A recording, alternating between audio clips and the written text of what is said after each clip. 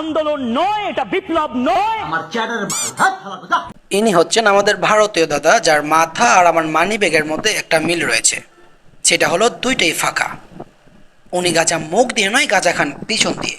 আর তার চেয়ে বড় কথা যেটা, সেটা হলো ওনার মাথার ব্রেন আর আমার গোয়ের মধ্যে আরেকটা মিল রয়েছে, সেটা হলো দুইটার রঙই হলুদ। আমার হাগু থাকে বাথরুমের মধ্যে, উনিও থাকেন বাথরুমের মধ্যে। আমার হাগু কেউ কেউ পছন্দ করে না, আবার ওনাকেও কেউ পছন্দ করে না। আমার হাগু থেকে বাহির হয় গন্ধ, আর ওনার মুখ থেকে বাহির হয় আবলামি সাবলামি কথাবার্তা। আপনাদের বক্তব্য লিখুন এবং পাল্টা জামাতিরা নিজেদের বক্তব্য লিখুক, হোক বিতর্ক। এখন আমি আবার এই লোককে আপনাদের সামনে নতুনভাবে রিপ্রেজেন্ট করবো না, কারণ এই লোক অলরেডি ওনার দেশ এবং বাংলাদেশের মধ্যে ওনার বকচুদি করার জন্য ভাইরাল।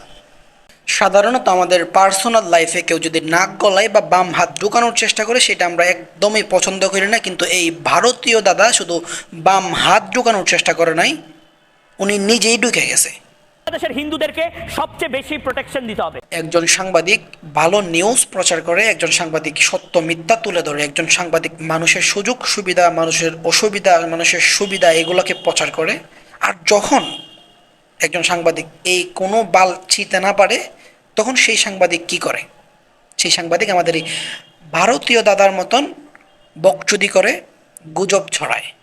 সালার আমাদের এক্স প্রাইম মিনিস্টার, যিনি নতুন নতুন পায়রাগুলি জটন বেঁধেছে, এই কবিতা বলতে বলতে মোদি সাহেবের কাছে চলে গিয়েছে।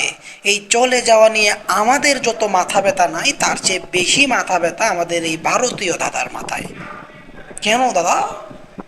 ও দাদা, আমাদের এক্স প্রাইম মিনিস্টারকে নিয়ে কি তোমার কোনো মাথায় ভালো, তোমার মনের মধ্যে কি কোনো ভালোবাসার ফিলিংস কাজ করছে নাকি দাদা?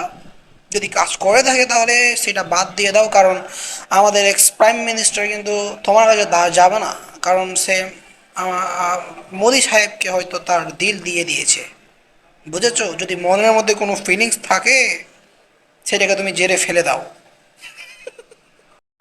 আমার এই ভারতীয় দাদার আবার কিছু গুজব মিশ্রিত চুলপাকনে মহলা ভিডিও, যেটা উনি ওনার স্টুডিওর মধ্যে এরকমভাবে লাফায়া লাফায়া করেন, যে বলেন হিন্দু বিপদে আছে, বাংলাদেশ এই করেছে, এই দেখুন বাংলাদেশ সেনাবাহিনীর কার্যকলাপ, বাংলাদেশ ওইটা করলো কেন, বাংলাদেশ এইটা করলো কেন, বাংলাদেশ কেন বাবার মূর্তি ভেঙে দিল, বাংলাদেশ কেন আমার পিছন মারলো, বাংলাদেশ কেন আমাকে মেরে তক্তা বানিয়ে দিল।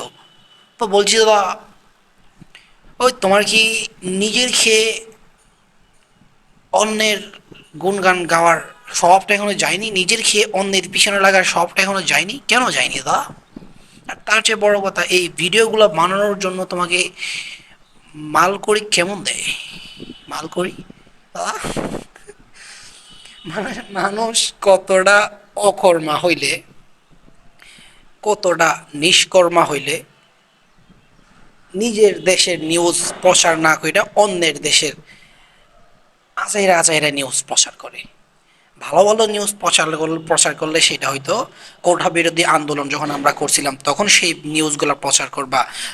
বাংলাদেশ পুলিশ যখন আমাদের স্টুডেন্টের উপর গোলাগুলি যুদ্ধ খেলছিল, সেই নিউজগুলো প্রচার কর। না দাদা, আমার সেই নিউজ প্রচার করবো না দাদা, আমার আকামাচুলা যত নিউজ আছে সেইগুলা প্রচার করবো। কারণ দাদা, মাল করি পাই কিসের জন্য সেটা তো আমরা জানি দাদা। আমাদের ভালো নিউজ প্রচার করার জন্য তো মাল করি খায় না। এখন এই দাদারে কিভাবে গালি দিলে দাদা, দাদা তুমি বলো আমারে, তোমার আমি কোন ভাষায় গালি দিলে তোমার খারাপ লাগবো? দেখো, আমাদের এখানে বাংলাদেশে রোহিঙ্গা আছে, আমি চট্টগ্রামে থাকি, তো রোহিঙ্গা আশেপাশে থাকে কক্সবাজারের, সেখান থেকে আমি অনেকগুলো গালি শিখছিলাম। সেইগুলো তোমারে দিলে তুমি কি শান্তি পাইবা? ভালো হয়ে যাও কাকা, যদি বাদ দিয়া ভালো ভালো নিউজ বানাও, মানুষের মন জয় করার মতন নিউজ বানাও। এই বকচুদি মার্কা নিউজ আর বানায়ও না, ভালো হয়ে যাও।